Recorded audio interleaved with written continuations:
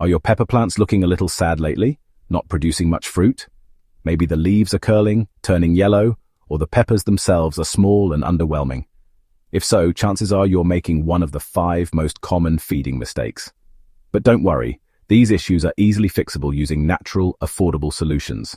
Let's walk through the 5 signs you're not feeding your peppers right, and what to do instead. First, yellowing leaves, especially on the lower part of the plant, are often a clear sign of nitrogen deficiency. Nitrogen is crucial for leafy green growth, and without enough of it, your plant struggles to photosynthesize and grow strong foliage. To fix this, feed your peppers with organic nitrogen sources like composted manure, diluted fish emulsion, or alfalfa meal.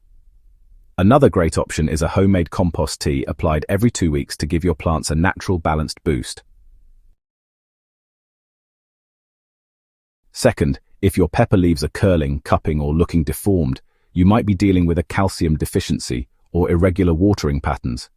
Calcium is essential for both leaf and fruit development, and without it, nutrient uptake suffers.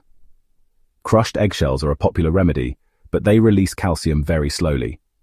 A better solution is to use a liquid calcium supplement like a CalMag spray, diluted milk, or even banana peel water. Just as important, keep your watering consistent. Peppers don't like extreme swings from dry to soggy soil. The third major red flag is blossom end rot, where the bottoms of your peppers turn black and mushy before ripening. This isn't a disease. It's usually caused by a calcium deficiency compounded by water stress. The key here is to water evenly and regularly.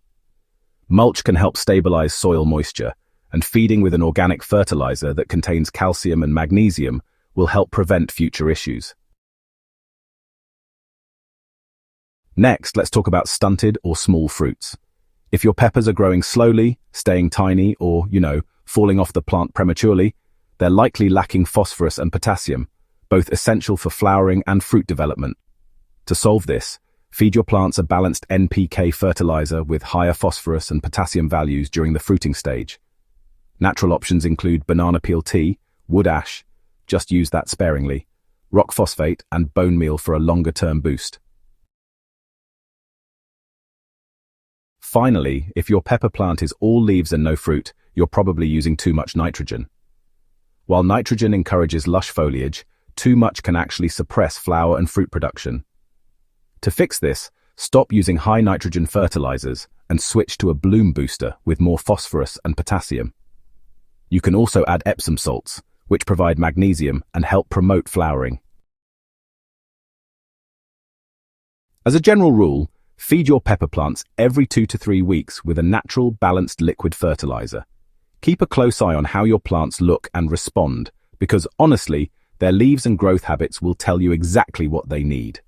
With the right care and feeding, your pepper plants will reward you with healthier growth, fewer problems, and of course, bigger, better harvests. So, are you feeding your peppers the right way? If not, now you know what to change. All of these fixes are simple, organic, and budget-friendly. Get ready to grow stronger plants, reduce your garden guesswork, and enjoy a more productive growing season. Happy gardening!